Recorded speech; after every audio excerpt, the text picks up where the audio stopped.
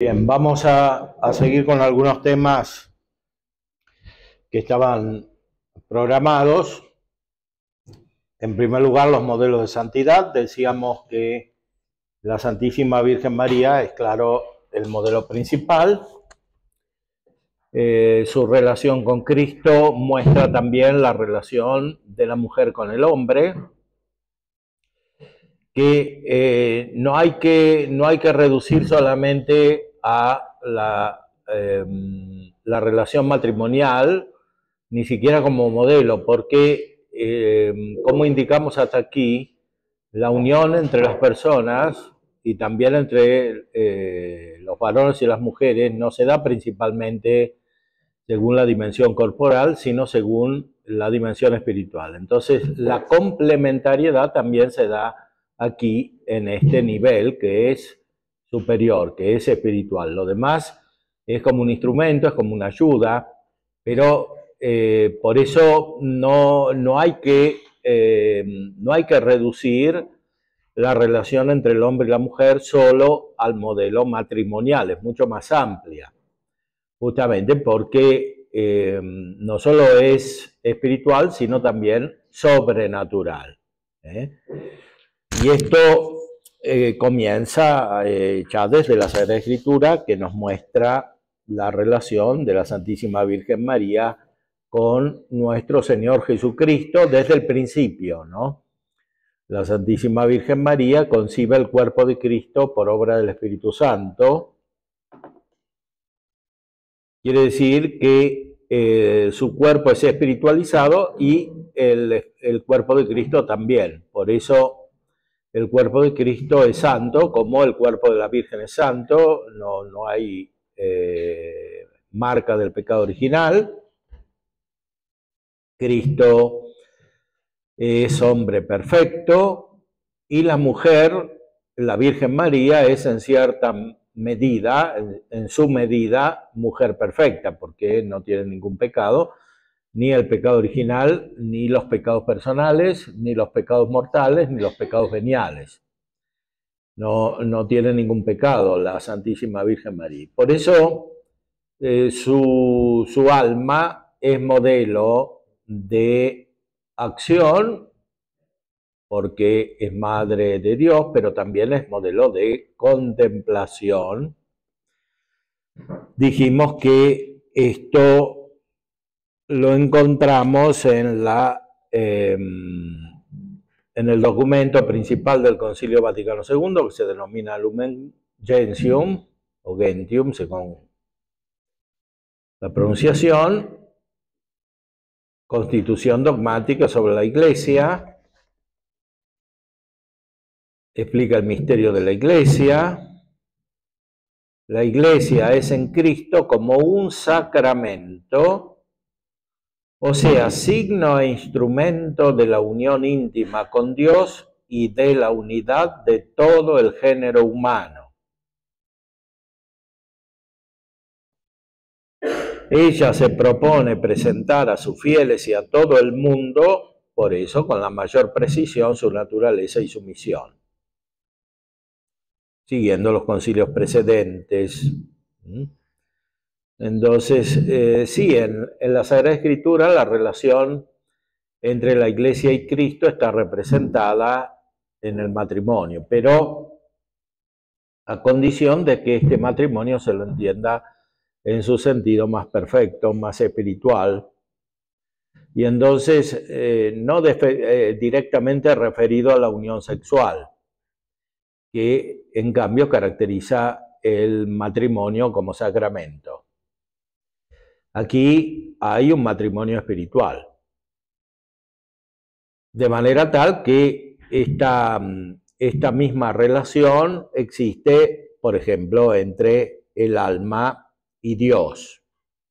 De hecho, los místicos manifiestan esta relación de esa manera. Pero esta relación es estrictamente espiritual, entonces, si bien asimila los elementos naturales de la diferencia corporal, sin embargo, los trasciende ya en el orden natural, sobre todo en el orden sobrenatural, en el orden de la gracia, porque finalmente la relación entre las personas hace presente la relación entre el Padre, el Hijo y el Espíritu Santo. Veamos más directamente lo que dice sobre la Santísima Virgen María en el capítulo 8.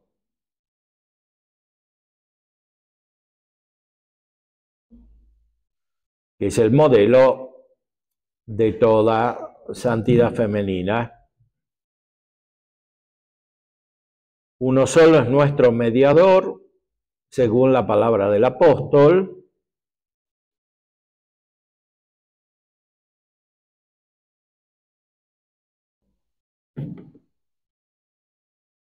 Porque uno es Dios y también uno es el mediador entre Dios y los hombres. El hombre Cristo Jesús, que se entregó a sí mismo para la redención de todos. Sin embargo, la misión maternal de María para con los hombres no oscurece ni disminuye en modo alguno esta mediación única de Cristo, antes bien sirve para demostrar su poder. Pues todo el influjo salvífico de la Santísima Virgen sobre los hombres no dimana de una necesidad ineludible, sino del divino beneplácito y de la superabundancia de los méritos de Cristo. Se apoya en la mediación de éste, depende totalmente de ella y de la misma saca todo su poder. Y lejos de impedir la unión inmediata de los creyentes con Cristo, la fomenta. Entonces, todas las características que tiene la Santísima Virgen María, como están presentadas en este texto, son sobrenaturales. Es verdad que es una mujer, como otras, pero lo principal que tiene no es que sea como las otras, sino que en ella se muestra principalmente la gracia que deriva de Cristo. Las características de la Virgen María como mujer derivan de algo principalmente sobrenatural, que es lo que decíamos anteriormente con la ayuda del padre Arintero, que veía muy desde lo alto el significado de la condición del hombre y de la mujer. O sea, la mujer está llamada a la contemplación. Entonces, cuando se realiza en la contemplación, se muestra en cierta manera como superior a lo humano por la gracia, y cuando no se realiza por la contemplación, en cierta manera, sus defectos se hacen más visibles. Entonces, o está por encima de la razón o está por abajo de la razón, en cierta manera. Entonces, la realización de la vocación o de la respuesta a la vocación específica en la mujer está más directamente ligada con el orden sobrenatural, o sea, con la santidad. Podríamos decir que a paridad de condiciones la mujer se eleva más con la santidad que el hombre o se deteriora más.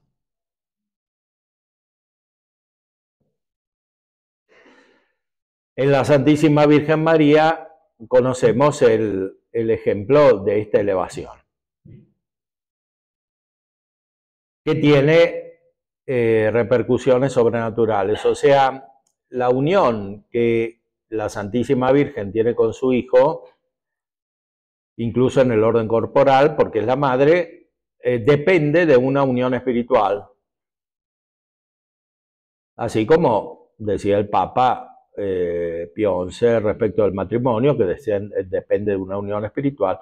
Así también aquí, pero de un modo evidentemente más elevado, porque en el matrimonio hay solo una realización de la gracia particular. Aquí se trata de toda la gracia de Cristo que se refleja en la gracia de la Santísima Virgen María de la manera más elevada, porque ella es la que tiene más gracia de todas las personas humanas.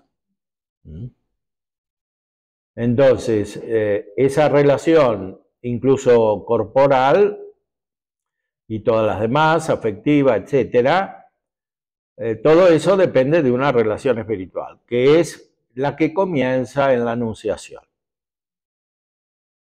En la Anunciación, el Verbo de Dios visita la Santísima Virgen María en su alma. Y porque la visita en su alma, después la visita en su cuerpo. Como el Verbo de Dios está unido al Espíritu Santo, porque es inseparable de él, es la palabra que inspira amor, el Verbo. Por eso, cuando el Verbo está en la Santísima Virgen María, también corporalmente está presente por obra del Espíritu Santo, y así se produce la encarnación. O sea que la encarnación es como una manifestación de la Trinidad, de la relación entre las personas en Dios, porque recordemos, como lo enseña muy claramente Santo Tomás, siguiendo la tradición, las personas en Dios son relaciones subsistentes, o sea, son relaciones tan profundas que son la misma sustancia de Dios. Cada persona se relaciona con las otras, pero como siendo la misma sustancia de Dios. En cambio, nosotros las relaciones son accidentes, no son nuestra sustancia, no se identifican con nuestra persona. Incluso por eso podemos adquirirlas o perderlas, estas relaciones. En cambio, en Dios no es así. Cada persona es relación con las otras. El Padre es relación respecto del Hijo, el Hijo respecto del Padre. El Padre y el Hijo son relación respecto del Espíritu Santo, y el Espíritu Santo es relación respecto del Padre y del Hijo. Eso que existe en la vida de Dios y que es totalmente sobrenatural, no solo en sí, sino en nuestra mente, porque no lo podemos conocer con la razón natural, se expresa en toda la realidad, pero principalmente se expresa en la encarnación del Verbo de Dios. Ya desde el principio de la encarnación, es decir, en la venida del Hijo de Dios, de la palabra de Dios, a la condición humana, que es también carnal o corporal, a través de la Santísima Virgen María, en la Santísima Virgen María. Entonces, cuando la visita el ángel y le anuncia el mensaje de la encarnación, esa visita no es principalmente con palabras, como las que a veces encontramos en los cuadros de los grandes pintores, por ejemplo, este Beato Angélico, que pintó la Anunciación en Florencia. O sea, lo que aparece externamente, o incluso en las palabras del ángel, es como un instrumento, una manifestación de algo que sucede internamente en la Santísima Virgen María, porque ella se llena de gracia por la encarnación del Verbo, y para la encarnación del Verbo, y antes de la encarnación del Verbo, de manera tal que esa gracia plena es como una consecuencia de la relación que tiene el Espíritu Santo con Cristo y con el Padre, que se hace presente en la Virgen María, en su alma y en su cuerpo. Y como está presente el Espíritu Santo en su alma, también está presente el Hijo en su alma, porque no pueden estar separados. Nunca el Espíritu Santo está separado del Hijo de Dios. Y el Hijo de Dios nunca está separado del Padre. Entonces la Virgen en su contemplación, porque está llena de gracia, pues ella no, la contemplación de Dios no tiene esa noche oscura, ¿no? Porque ella sí alcanza esa plenitud. Claro, tiene esa plenitud, o la noche oscura la tiene de otra manera, o sea, porque percibe los misterios de la redención, de la pasión, etc. Pero es es algo voluntario, no algo necesario como en nosotros. Nosotros la necesitamos porque tenemos pecados o consecuencias de los pecados. Y oscuridad mental, confusión mental. Ella no tiene todo eso.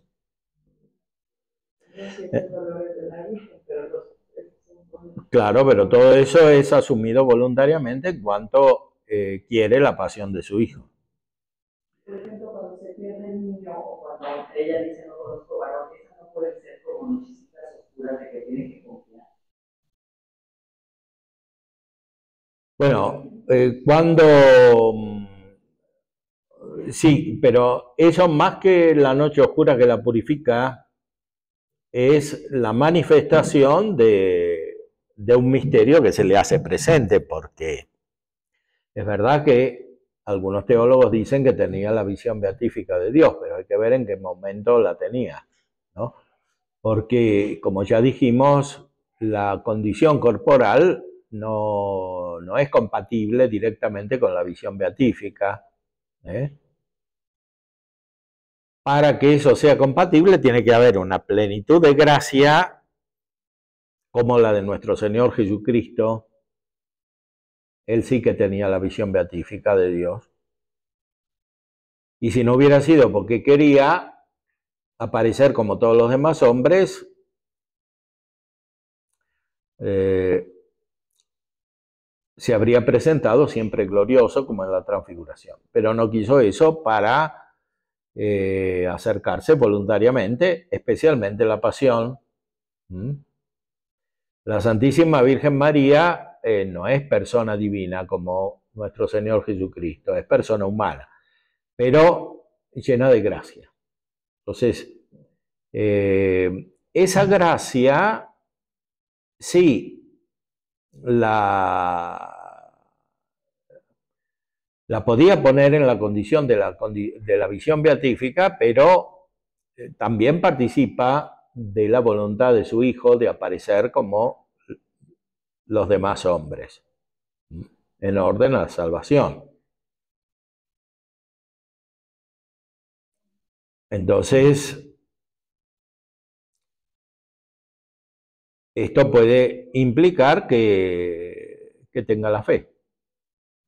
Y la fe es oscura, pero luminosa, como dice San Juan de la Cruz, respecto de las personas que son perfectas, que están en la unión con Dios.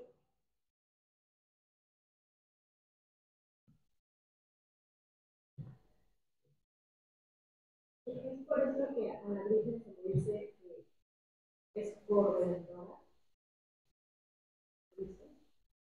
Claro, corredentora quiere decir que colabora en la salvación de nuestro Señor Jesucristo, que es la obra principal. O sea, que la Santísima Virgen María recibe la gracia de Cristo y en cierta manera ayuda a transmitirla, ¿no? San Bernardo tiene un famoso sermón que se llama Del Acueducto, como si la gracia fuera el agua.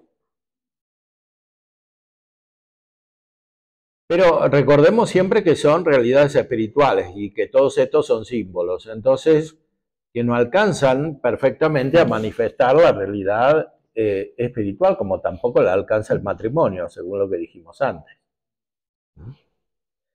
O sea, en la relación entre la Santísima Virgen María y su Hijo hay una relación que no se puede expresar simplemente en las realidades humanas, ni siquiera en la relación entre la madre y el hijo, o la relación que hay en el matrimonio, o en la amistad entre hombre y mujer, etc. Todo eso son instrumentos, son manifestaciones, pero aquí recordemos siempre que no solo estamos en el orden espiritual, en el cual propiamente no hay sexo, ni varón ni mujer, como dice San Pablo, ¿no? Que no hay ni varón ni mujer en Cristo. Sino que además es el orden sobrenatural, ni siquiera es la relación natural entre las personas o entre el alma de las personas, es una relación sobrenatural, misteriosa. Misteriosa por ahora, porque estamos en este mundo y alcanzamos estos misterios desde lejos y por la fe, o sea, por la oscuridad.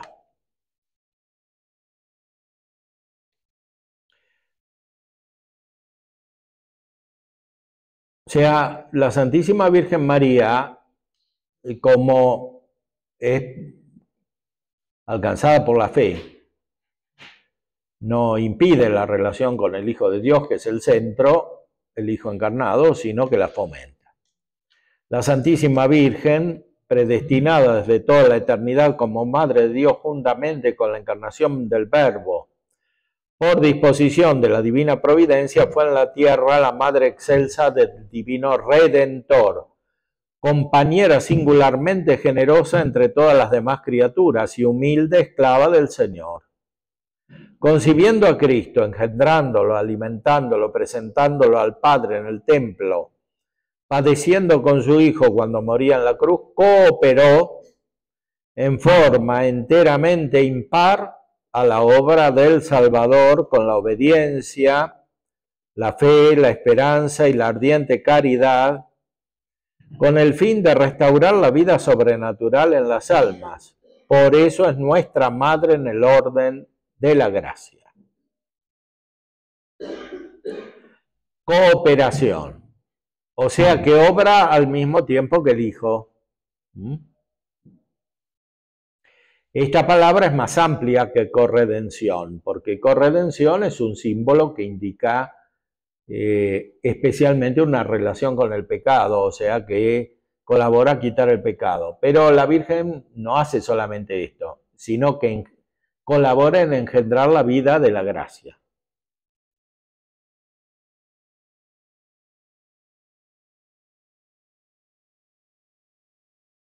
Recordemos a San Juan de la Cruz, que en el libro de la Noche Oscura hablaba de la gracia como madre amorosa del alma. Esta maternidad de María en la economía de la gracia perdura sin cesar desde el momento del asentimiento que prestó fielmente en la Anunciación y que mantuvo sin vacilar al pie de la cruz hasta la consumación perpetua de todos los elegidos. Pues asunta a los cielos no ha dejado esta misión salvadora, sino que con su múltiple intercesión continúa obteniéndonos los dones de la salvación eterna. O sea, lo que hizo María no se reduce solamente a lo que ejercitó en la tierra en orden al ministerio de su Hijo, sino que continúa en el cielo, donde está ahora. Recordemos también que lo principal que hace Cristo no es lo que hizo en la tierra, sino lo que hace en el cielo, donde está para siempre. En la tierra estuvo poco tiempo. Y algo parecido pasa con la Virgen María.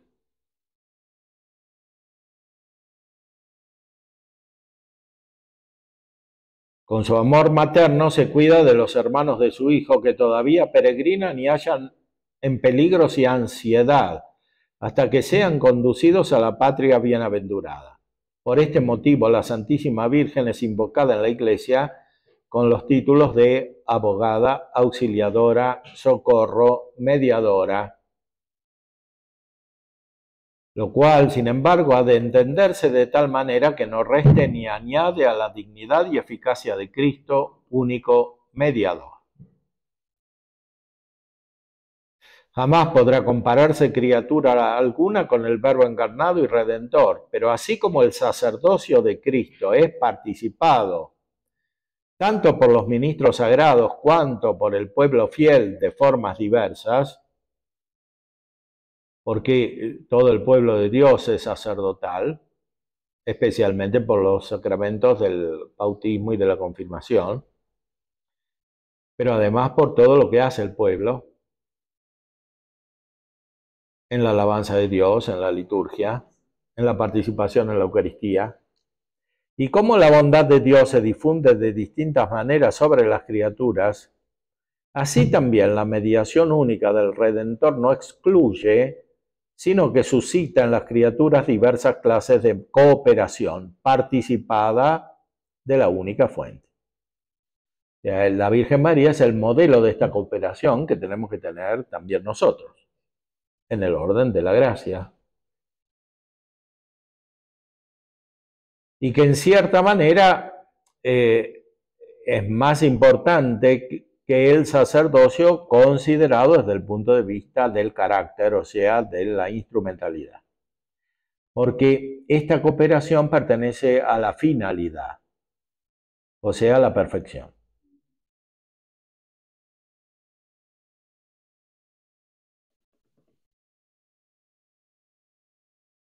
Porque lo que suscita principalmente la santidad no son simplemente los sacramentos, sino la santidad. O sea, la santidad produce santidad. Por eso es más importante que un sacerdote sea santo que sea sacerdote en el sentido de la capacidad del carácter que tiene, o que sea obispo o papa. Lo importante es que sea santo. Y por tanto, un padre en el orden de la gracia. Y la Virgen María es una madre en el orden de la gracia. Pero porque la tiene, o sea, porque la tiene perfectamente. Entonces, el modo en que se suscita la gracia en los otros depende, por supuesto, primariamente de Dios mismo, que es el único que puede producir la gracia. Pero después hay distintos tipos de mediación, que son complementarias entre sí, porque la acción de Dios que infunde la gracia no puede ser reducida a un solo tipo de instrumento, ni a un solo tipo de causalidad. Las causalidades son complementarias entre sí.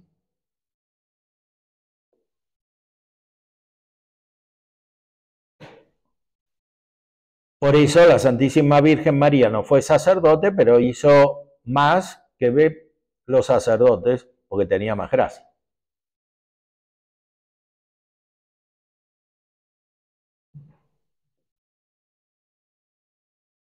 Esto no quita tampoco que los sacerdotes tengan gracia, más aún, para eso está dado el sacramento. Y es lo principal que tienen que tener los sacerdotes, la gracia. O sea, la santidad, para que sean eficaces.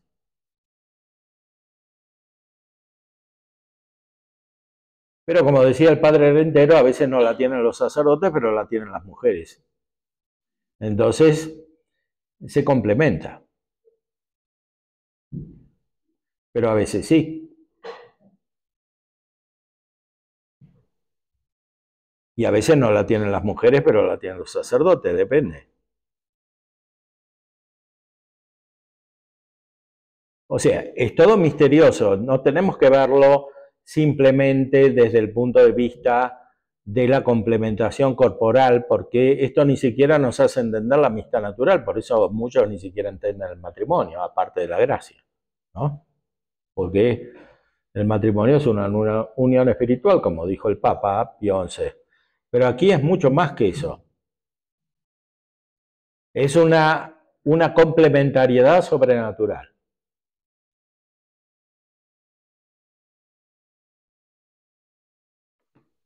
Y además no se refiere solamente a las personas humanas, se refiere también a los ángeles, porque recordemos que los ángeles están en la iglesia. Y los ángeles también son ministros de Dios a su manera. Por eso Dionisio decía que la jerarquía en la iglesia, los obispos, los sacerdotes, los diáconos, los monjes, y después el pueblo, continúan la jerarquía celestial, o sea, la de los ángeles. Y San Juan de la Cruz dice que la misma luz que purga de su ignorancia a los ángeles en el cielo es la que purifica a los hombres en la tierra. ¿Eso se pide, padre? ¿Cómo accesamos a esa luz? ¿Cómo recibimos la luz de los ángeles?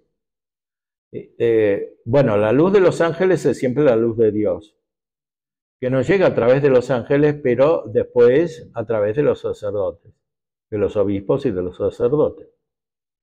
Sobre todo cuando son santos, por eso dice Dionisio y Santo Tomás y los grandes teólogos que el obispo tiene que ser santo para ser obispo, ¿no?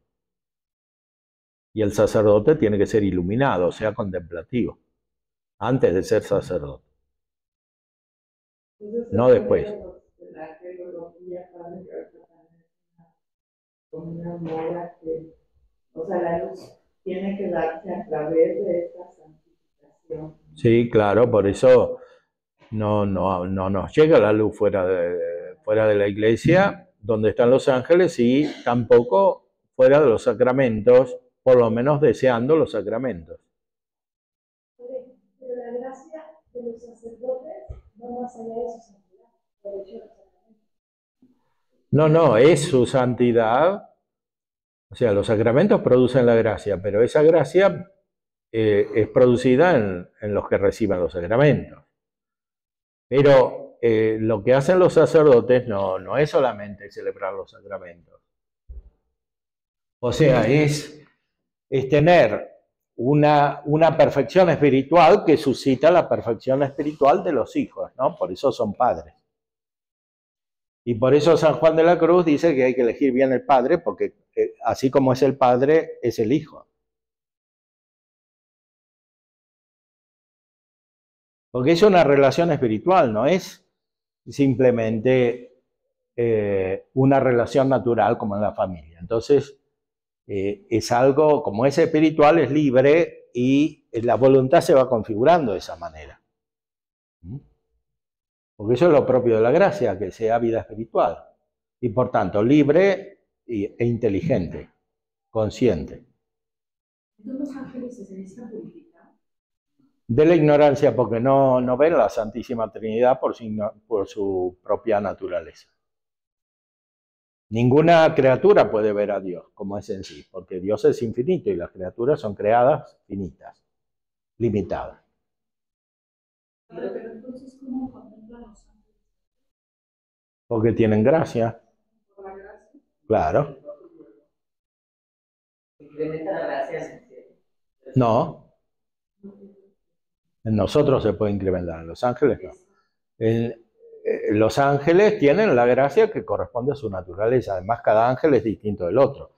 No son como nosotros, que tenemos todos la misma naturaleza, incluso los hombres y las mujeres tenemos la misma naturaleza.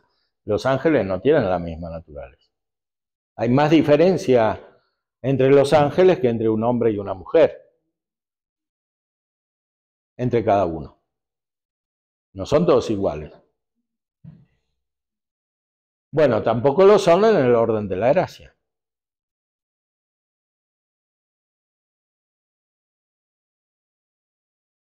Si un sacerdote vive en pecado, vive en la santidad, ¿cómo es su gracia que la permite? A pesar de que pero no hay santidad. Bueno, si no la tiene, la gracia no pasa nunca, porque siempre la produce Dios en cada uno. Lo que hace el sacerdote es ser ministro de los sacramentos. Los sacramentos son instrumentos de la gracia, o sea que la producen no dependiendo de la santidad y de la intención del ministro, en este caso el sacerdote, porque recordemos que también hay ministros que son laicos. En el matrimonio el ministro o los ministros son cada uno de los esposos. En el bautismo puede haber un ministro que no tenga la gracia, o que ni siquiera sea cristiano. Un pagano puede bautizar, o un ateo, por más que quiera hacer lo que hace la iglesia, porque finalmente el que bautiza es Cristo mismo, y lo usa ese pagano, a ese ateo, para producir él la gracia. Y lo mismo sucede en los otros sacramentos que administran los sacerdotes, o sea, la confesión, la Eucaristía, la unción de los enfermos, que son específicos, o incluso la ordenación sacerdotal. Si aunque el ministro no tenga la gracia, se produce la gracia. Porque no es que pasa de uno a otro. Es siempre Dios que la produce a través de un instrumento que es principalmente el sacramento, no el ministro del sacramento. El ministro es como un elemento del sacramento. Ahora, la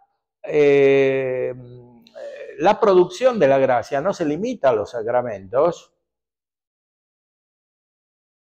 sino que adviene de muchas maneras en la Iglesia. Entonces, en cierto modo, la paternidad espiritual no es instrumento de la gracia principalmente, sino fin de la gracia. Porque es como un aspecto de la gracia misma.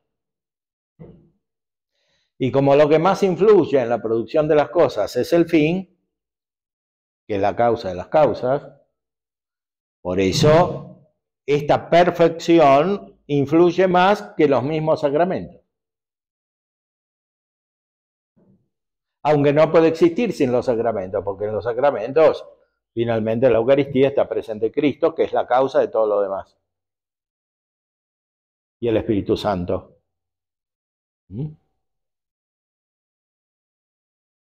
Por eso se puede entender que la Santísima Virgen María tiene un influjo en la gracia de los fieles que no se limita simplemente a la celebración de los sacramentos, que ella no realiza. Por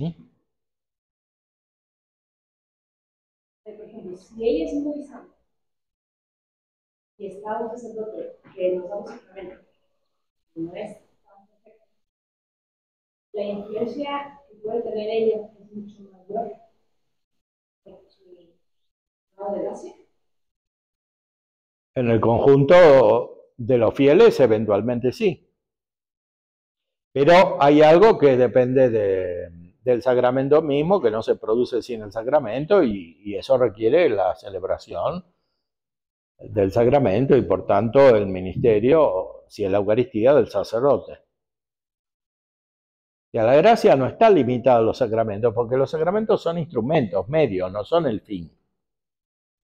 Entonces, a veces se concibe la vida cristiana como centrada en los sacramentos, como si los sacramentos fueran el fin de la vida cristiana, cuando en realidad son un medio, son un instrumento. Y a veces también se concibe la función de los sacerdotes como limitada a los sacramentos. No es limitada a los sacramentos. El sacerdote es padre, es maestro y es ministro del culto divino, pero es las tres cosas, no solamente una. No es que directamente celebra los sacramentos y lo otro es como un accesorio que lo pueden hacer los otros igualmente que él. No es así. Por ejemplo, el sacerdote puede con sus manos bajar a Jesús, pero la Virgen es superior porque ella es en el Señor. ¿No? La Santísima Virgen María tiene una gracia superior a la de todas las personas humanas. Entonces, en ese sentido, puede tener un gran influjo más que los sacerdotes. Por ejemplo, la Virgen de Guadalupe, porque vinieron los sacerdotes y los indios no se convertían, pero cuando apareció la Virgen se convirtieron. Y eso que la Virgen no dijo nada. Porque en otras apariciones dijo cosas, pero aquí no dijo casi nada, ¿no? En Lourdes, en Fátima, etc. Hablaba, decía, daba mensajes. Aquí no dijo ningún mensaje, pero fue la aparición más extraordinaria, porque es la que produjo más efecto. Porque ahí se ve que es la gracia. Pero no significa que la Virgen tenga más influencia que el sacramento. Los dos son los medios para que Dios dé la gracia. La gracia la da siempre Dios. O sea, la causa es Dios. Y Dios usa los medios que quiere. Ahora, entre esos medios, mientras estamos en la vida, es principal la Eucaristía. ¿Por qué? Por la Eucaristía está presente Cristo mismo con su cuerpo e influyendo en el alma de las personas que reciben su cuerpo. Pero lo principal es la unión con el alma. en el alma, no en el cuerpo. La unión en el cuerpo, que es a través del signo sensible, es un instrumento de algo principal que es la comunión espiritual, o sea, la contemplación de Cristo, la unión con Cristo. Por eso lo más importante de la misa no es la transubstanciación, o sea, cuando el sacerdote dice las palabras y comienza a estar presente Cristo, sino la comunión. Porque la transubstanciación es para la comunión, es como un milagro que Cristo hace para que lo recibamos. Hay una pregunta cuando la pandemia me tenía un poco angustiada, que había amigas que decían que si no les daban la comunión en la boca no la recibían. Yo le hablé a un obispo y por todos los abusos que hubo. Yo le hablé a un obispo, porque ellas decían, yo no comulgo alguna comunión espiritual hasta que pueda volver a comulgar como yo pienso correctamente. Y a mí el obispo me dijo, por nada pierda la comunión sacramental. No tiene nada que ver con la espiritual. Claro. Claro, no hay que perderla porque sí, es un instrumento principal y la comunión sacramental, además de la espiritual, es más perfecta. O sea, produce más gracia, pero lo principal es siempre lo espiritual. Entonces, la Santísima Virgen María tiene un influjo real, porque ella es perfecta en la gracia. Entonces, cuando nosotros entramos en contacto con ella, nos acercamos a su perfección y participamos de su perfección, aunque siempre la produce Dios, no es que la producimos nosotros por nuestros actos de devoción a la Virgen, sino que siempre la produce Dios. Por eso el acercamiento tiene que ser principalmente espiritual y no exterior, porque si no pasa como con la Eucaristía, uno la puede recibir mucho, pero no crece en la gracia. Y lo mismo, puede tener mucha devoción a la Virgen, o participar de las procesiones, o rezar el rosario, etcétera, pero no recibir la gracia, porque si eso no tiene nada que ver con la actitud fundamental que alguien tiene, con la actitud en el resto de la vida, en todos los aspectos, entonces no se crece en la gracia. Tiene que haber unidad. Y de esa unidad es principal modelo la Santísima Virgen María.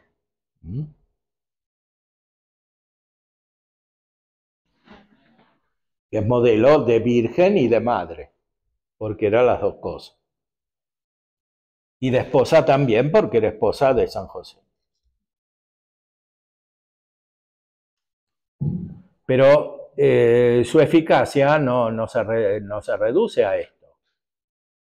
Esos eran como manifestaciones instrumentales de la gracia plena que tenía.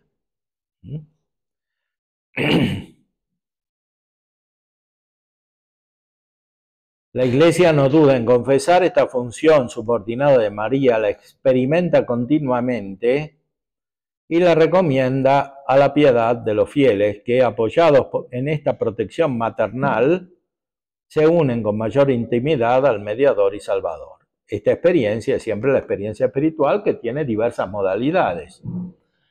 Incluso tiene diversas resonancias afectivas, pero lo afectivo no es siempre lo principal. O sea, una espiritualidad mariana que es sentimentalista tampoco produce o ayuda a producir el efecto principal, que siempre es el crecimiento de la gracia. Pero sí, una experiencia espiritual tiene que haber. La Santísima Virgen María, por el don y prerrogativa de la maternidad divina que la une con el Hijo Redentor y por sus gracias y dones singulares, está también íntimamente unida con la Iglesia. Como ya enseñó San Ambrosio, la Madre de Dios es tipo de la Iglesia, modelo de la Iglesia, en el orden de la fe, de la caridad y de la unión perfecta con Cristo. Pues en el misterio de la Iglesia, que con razón es llamada Madre y Virgen, precedió la Santísima Virgen, presentándose de forma eminente y singular como modelo tanto de la Virgen como de la Madre. Creyendo y obedeciendo, engendró en la tierra al mismo Hijo del Padre, sin conocer varón, cubierta con las obras del Espíritu Santo. Por eso San Bernardo dice que es esposa del Padre.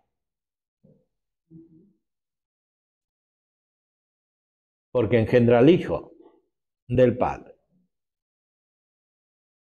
por obra del Espíritu Santo. El Padre y el Hijo están unidos en el Espíritu Santo, y por eso el Padre y el Hijo están unidos también por la presencia del Espíritu Santo en la Virgen María, que está no solamente en su alma, sino también en su cuerpo. Y por eso el cuerpo de Cristo es formado por el Espíritu Santo.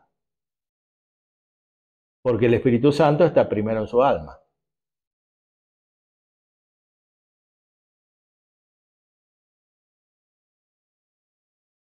Y como la iglesia es el cuerpo de Cristo, por eso la Virgen María es como el modelo de la iglesia, como el resumen de la iglesia.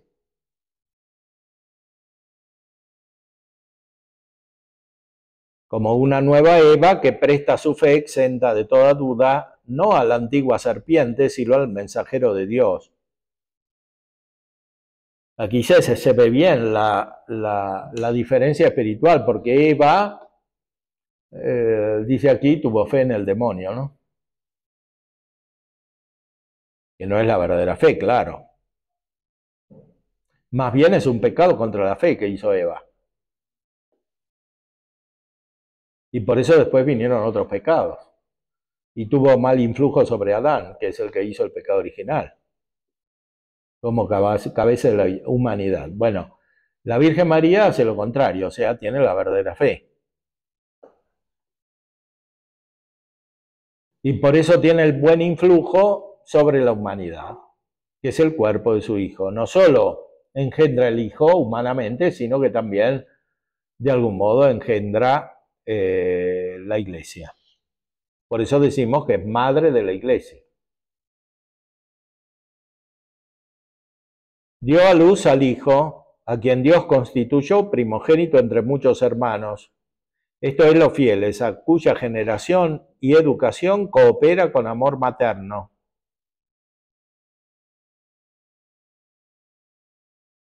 La Iglesia, contemplando su profunda santidad e imitando su caridad y cumpliendo fielmente la voluntad del Padre, se hace también madre, mediante la palabra de Dios aceptada con fidelidad.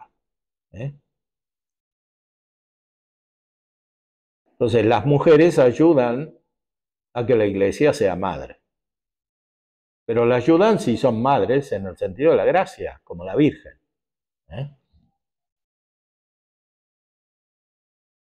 Si tienen la actitud contraria a la de la madre, no ayudan a la iglesia. Y eso pasa de muchas maneras, sobre todo pasa en la mente. Todas estas ideologías que hay hoy de feminismo y de otras ideologías de género, etcétera, todo eso es una actitud opuesta a la de la maternidad. Por eso las que tienen estas ideologías ni siquiera son madres. O lo son cuando quieren, o hacen abortos, etcétera, porque todo eso es contrario a esta maternidad espiritualmente.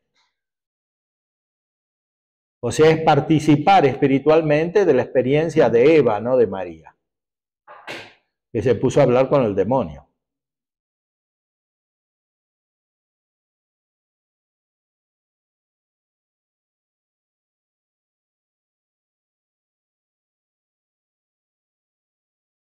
La Iglesia, contemplando su profunda santidad e imitando su caridad y cumpliendo fielmente la voluntad del Padre, se hace también madre mediante la palabra de Dios, aceptada con fidelidad, pues por la predicación y el bautismo engendra una vida nueva e inmortal a los hijos concebidos por obra del Espíritu Santo y nacidos de Dios.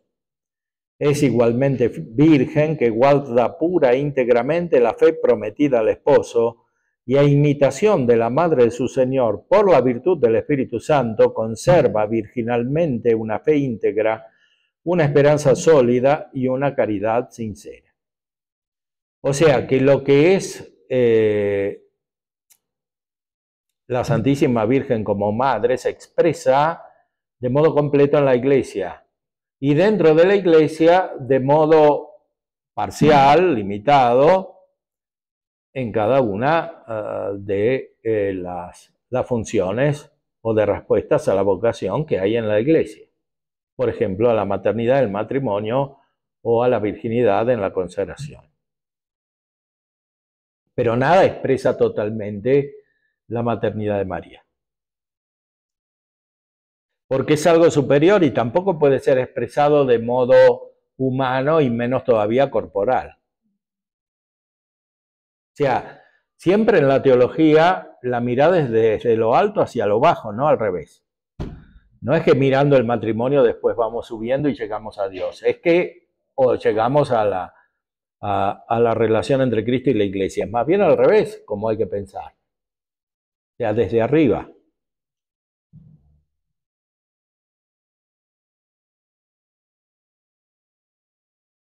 Mientras la Iglesia ha alcanzado en la Santísima Virgen la perfección, en virtud de la cual no tiene mancha ni arruga, como dice la carta a los Efesios, los fieles luchan todavía por crecer en santidad, venciendo enteramente el pecado. Y por eso levantan sus ojos a María, que resplandece como modelo de virtudes para toda la comunidad de los elegidos. O sea,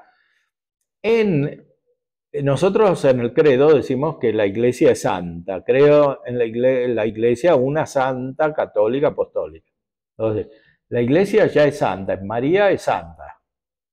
Y en los santos también es santa, pero en los miembros que estamos aquí todavía no es santa. No porque ella no sea santa, sino porque nosotros no lo somos. O sea que lo que no hay de santidad no pertenece a la Iglesia. Lo que hay de pecado no es de la Iglesia, es de los que los cometen.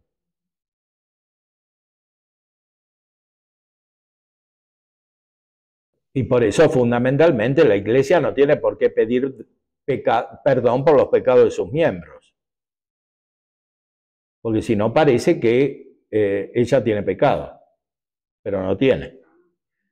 O sea, que lo que es pecado corresponde a las personas individuales o a las comunidades eventualmente, pero no directamente a la Iglesia. Entonces, si una persona en la Iglesia es pecadora, fundamentalmente está fuera de la Iglesia. Por eso está excomulgada, y aunque nadie le diga que está excomulgada, porque no hay un decreto o algo así, sin embargo no puede comulgar. ¿De qué hace Galileo Galilei, por ejemplo? No se pidió perdón, sino que fue. Bueno, pero eso no es la Iglesia, o sea, los jueces en el siglo XVII que juzgaban acerca de las teorías de un científico, no es la Iglesia, son casos particulares.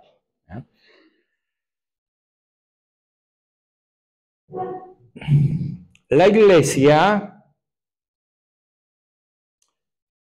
entonces María resplandece como modelo de virtudes para toda la comunidad de los elegidos. La Iglesia, meditando piadosamente sobre ella y contemplándola a la luz del Verbo hecho hombre, llena de reverencia, entra más a fondo en el soberano misterio de la encarnación y se asemeja cada día más a su esposo, pues María, por su íntima participación en la historia de la salvación, reúne en sí y refleja en cierto modo las supremas verdades de la fe.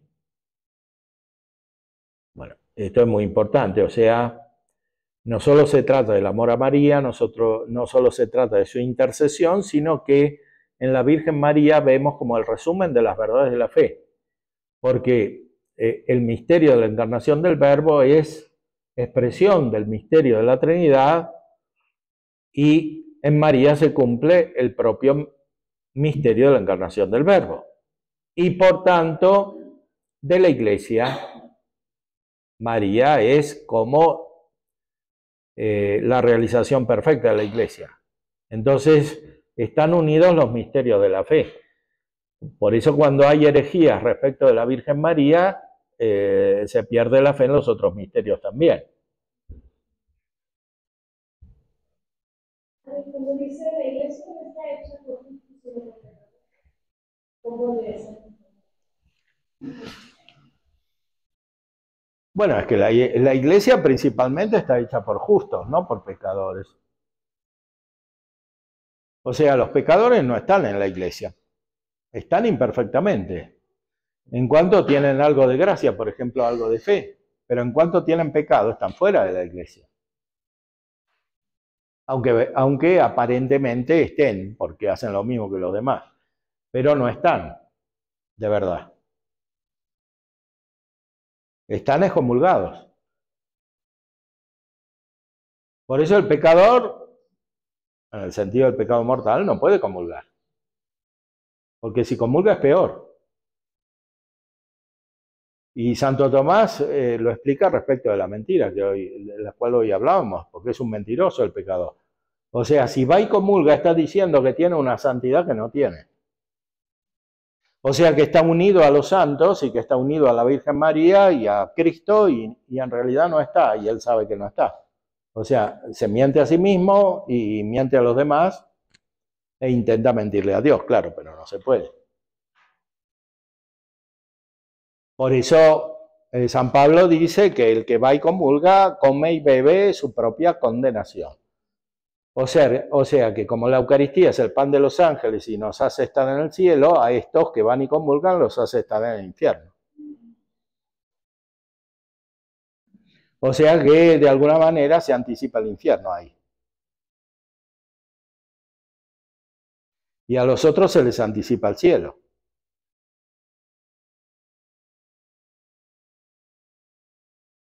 Porque Cristo también descendió a los infiernos.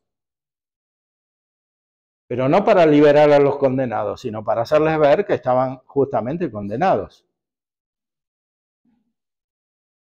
Entonces, es como si esta persona encontrase a Cristo en el infierno. Y en cambio, los que van y comulgan y tienen la gracia es como si encontraran a Cristo en el cielo. Y por eso produce gozo espiritual la Eucaristía. Entonces, en cierta, más bien, la iglesia en sí es incorrupta por el Espíritu Santo y por la instauración de todo este orden y toda esta gracia, pero los que no alcanzan, o sea, Dios vino a salvar a los pecadores y viene por ellos a los pecadores y viene precisamente por eso toda la pasión, para salvarnos a todos, pero realmente la iglesia es incorrupta finalmente por el Espíritu Santo, por la gracia. Por la gracia, porque el vínculo de la perfección es la caridad, que es la primera emanación de la gracia, que es lo que constituye la iglesia. La iglesia está hecha por aquellos que tienen la gracia, ángeles y hombres. Eso es muy esperanzador. Pero no todos tienen la gracia. Porque siempre estamos pensando que, ¿a dónde vamos a ir a dar con tanto pecado? No sé qué. Bueno, pero eso, claro, el pecado es responsabilidad de cada uno. Nosotros no podemos ponernos en la mente del pecador y pensar igual que él, porque si no, seríamos pecadores. Entonces, tenemos que constatar que hay pecado. Pero no tratar de imitar la experiencia de estos pecadores. Y tampoco desesperanzarnos cuando vemos que hay pecado, ¿no? No, claro, porque justamente vemos que hay pecado porque lo vemos desde la gracia de Dios, desde el don que hemos recibido. Entonces tenemos el fundamento de la esperanza. Y regresando a lo que decía de que esto es la gravedad de que los divorciados vueltos a casar con ellos. Sí. La conclusión ahora, pues pensaban que tenían permiso, ¿no? Y decían, pues yo ya puedo comulgar. Todas mis amigas en las listas de muertos, todas divorciadísimas.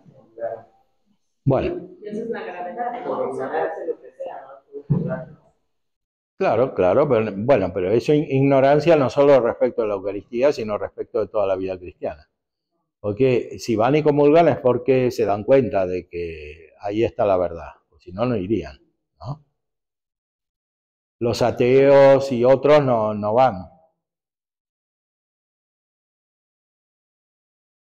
Pero ahí el pecado conscientes de la gracia, ¿no? Bueno, viene si cambian, ¿no? Si cambian. Si no cambian, no viene. Aunque es la gracia la que los hace cambiar, pero si ellos no quieren, no van a cambiar. Hay gente que no quiere. Pero si como lo has pecado, la gracia no te va a llegar. No, es peor todavía. Te vas a alejar más de la gracia. Porque la gracia puede venir a través de un sacerdote. O alguien que la quiere poner. La gracia viene siempre de Dios. Pero si uno resiste a Dios, la gracia no llega, porque es muy espiritual y por tanto es muy personal, es muy libre y es muy intelectual, es muy luminosa. Entonces, si uno tiene una experiencia tórbida, perturbada en su mente, no tiene esa luz. Cristo es la luz que produce luz en el alma. Los pecadores no tienen esa luz, tienen confusión, tienen oscuridad, tienen tinieblas, tienen perplejidad, tienen dudas, tienen angustias, tienen muchas cosas que son contrarias a la gracia, muchas disposiciones que son contrarias a la gracia. Y sobre todo no tienen gozo espiritual.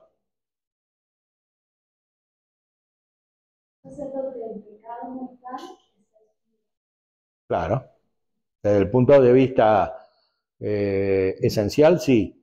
Después puede tener la excomunión manifestada externamente o no, pero sí, es así.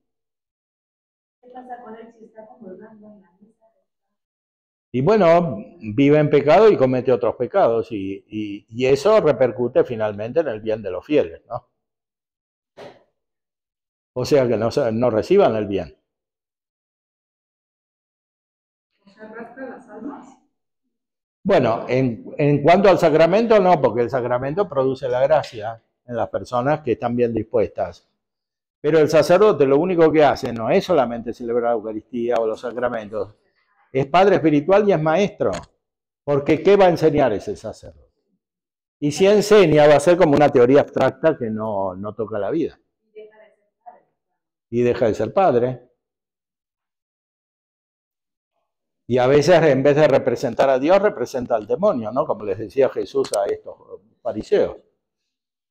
Padre, quizás convendría, me parece, aclarar un poco mejor qué se entiende en general por excomunión, en el hecho de que por estar en pecado y no estoy en gracia, estoy fuera de la comunión del cuerpo de Cristo.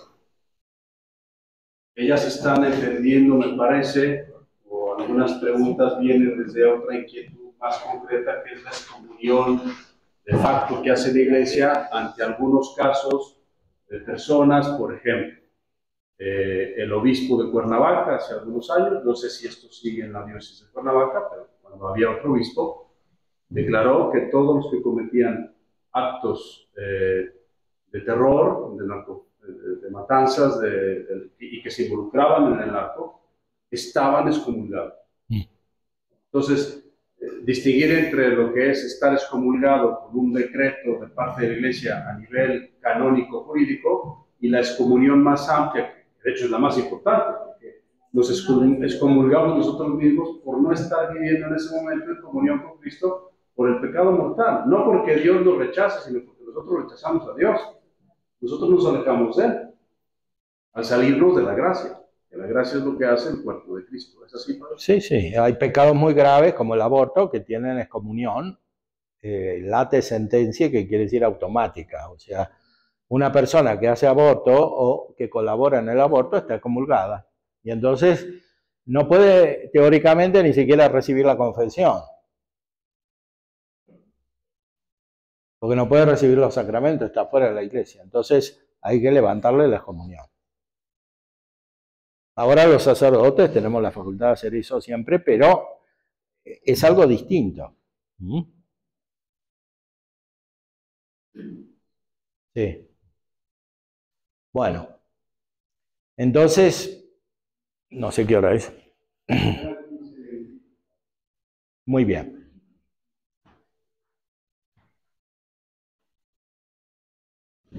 La excomunión es para siempre. Y si no es levantada, sí.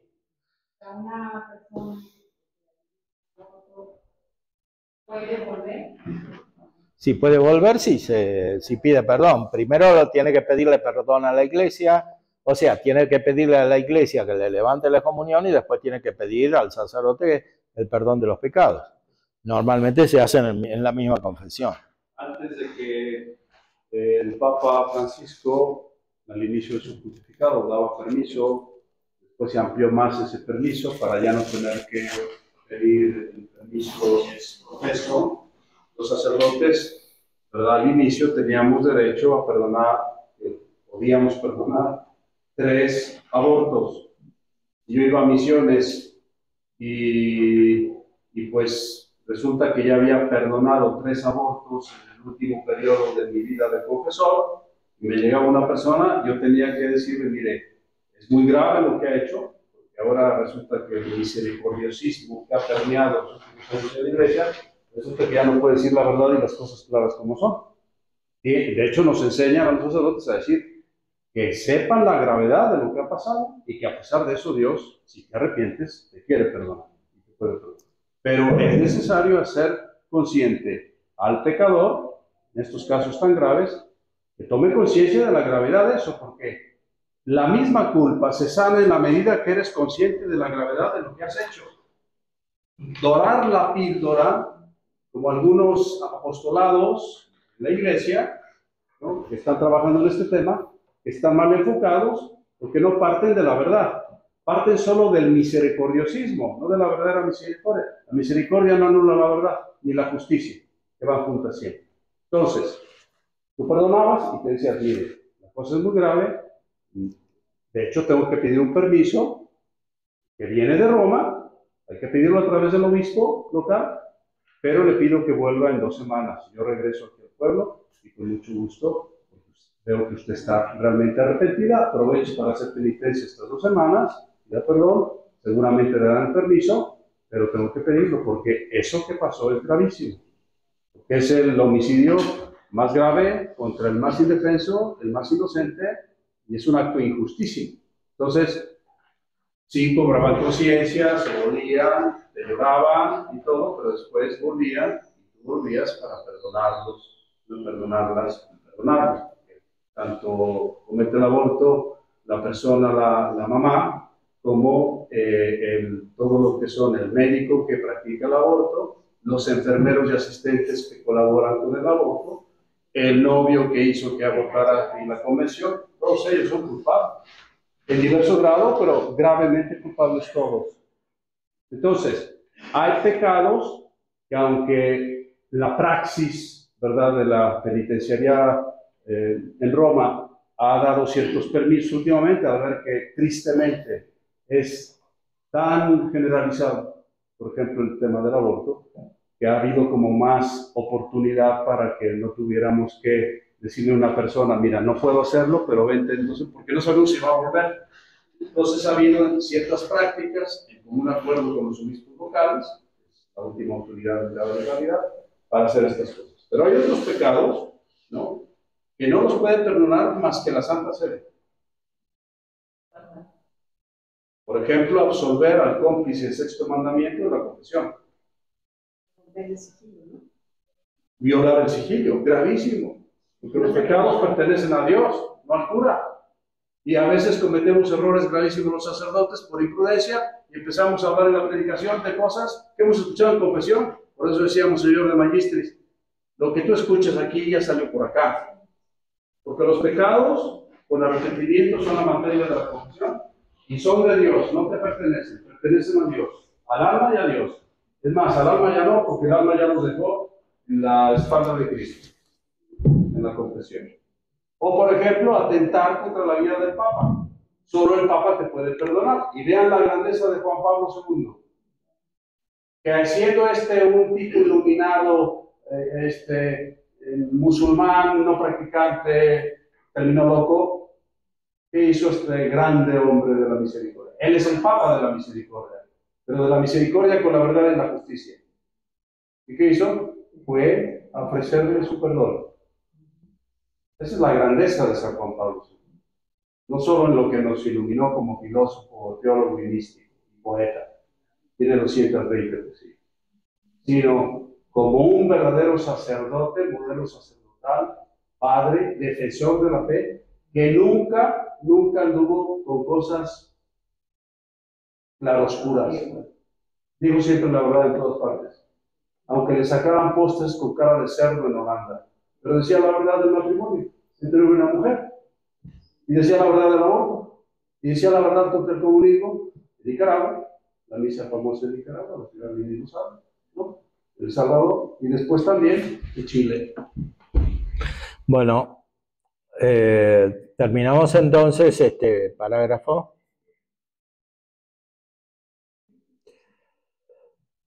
María, por su íntima participación en la historia de la salvación, reúne en sí y refleja en cierto modo las supremas verdades de la fe.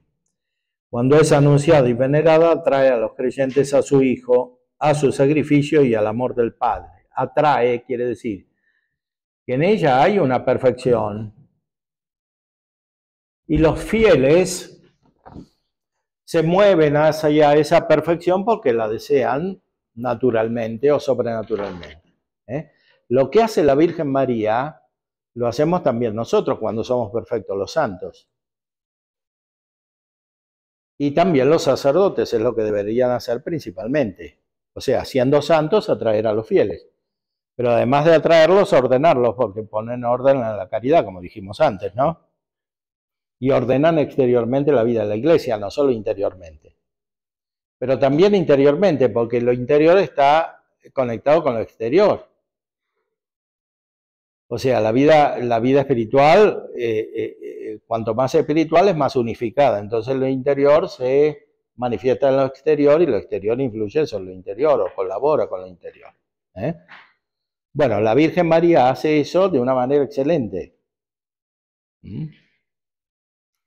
Por eso es modelo o tipo, figura, ejemplar.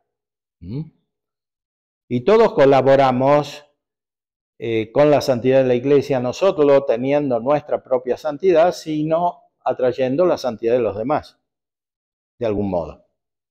Ahora, en esa atracción, el que produce el efecto último siempre es Dios mismo. Ni siquiera la Virgen María. Y ni siquiera la humanidad de Cristo, que es el instrumento principal. Porque la gracia es la propia vida de Dios. Cuando a la Virgen María se le pide un milagro, por decirlo así, porque es una el milagro lo hace Dios. Siempre los milagros los hace Dios. Como la Virgen en la boda de Caná le pidió el milagro al Hijo, que era Dios. ¿Sí? Porque Dios es el autor de la naturaleza y Dios puede obrar de una manera superior a la naturaleza.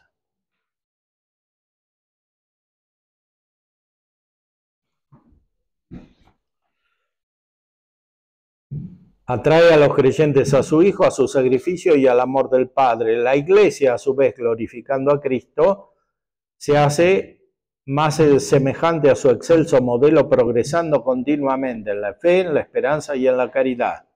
Aquí se habla de la iglesia que está en este mundo, no la que está en el cielo, porque esa tiene la visión de Dios, no tiene fe.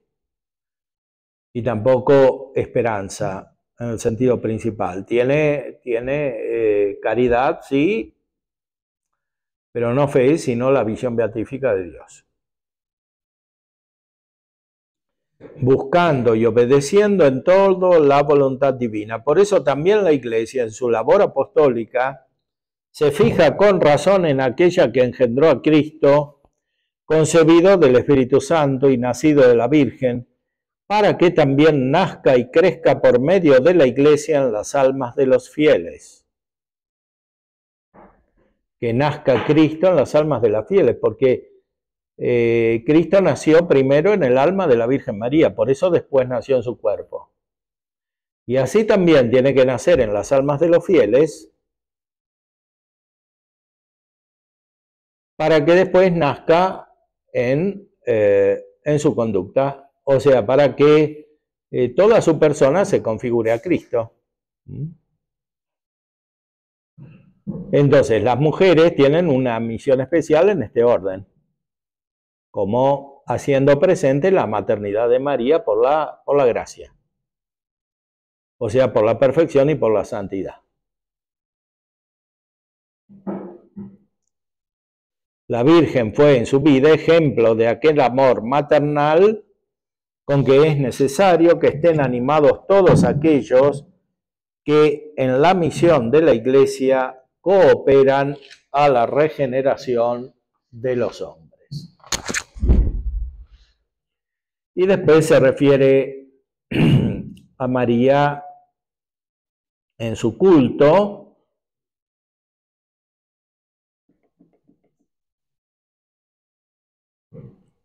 al culto de las imágenes de la Virgen María.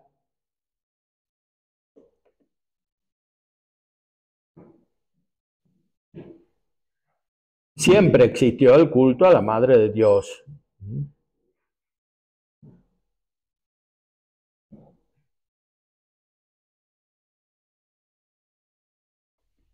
Incluso a las imágenes.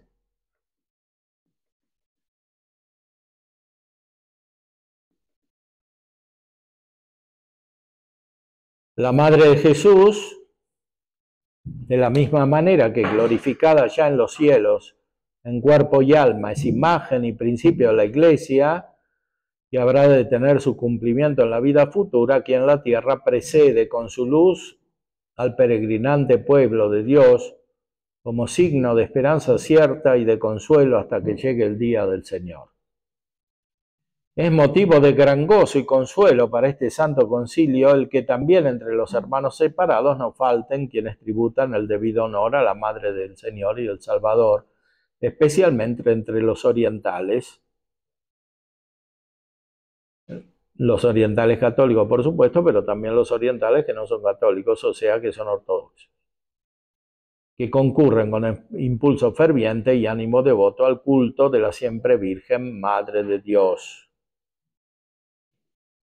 Ofrezcan todos los fieles súplicas apremiantes a la Virgen, a la Madre de Dios y Madre de todos los hombres, para que ella, que ayudó con sus oraciones a la Iglesia naciente, también ahora ensalzada en el cielo por encima de todos los ángeles y bienaventurados, interceda en la comunión de todos los santos ante su Hijo, hasta que todas las familias de los pueblos, tanto los que se honran con el título de cristianos como los que todavía desconocen a su Salvador, lleguen a reunirse felizmente en paz y concordia en un solo pueblo, para gloria de la Santísima e indivisible Trinidad. O sea, la Madre de Dios está cerca del misterio de la Trinidad. Finalmente conduce a los hombres a la Trinidad. Hay un gran santo, San Luis María Griñón de Montfort, que escribió el Tratado de la Verdadera Devoción, donde explica esta cercanía de la Virgen María con la Santísima Trinidad, claro, porque es la que tiene más gracia. Y entonces es aquella en la cual se refleja más perfectamente la vida de la Santísima Trinidad, y es como el modelo de la vida de la Santísima Trinidad, no solo en el conjunto del pueblo, que es la Iglesia, sino también en cada una de las personas que pertenecen a ese pueblo. Bueno. Por la gracia que decía cada Cristo. ¿Por la gracia? Que decía que cada persona puede dar luz a Cristo. Lo que es de arriba. A ver. O sea, en el sentido de asegurarse en Cristo. ¿En cuál texto? ¿Qué número?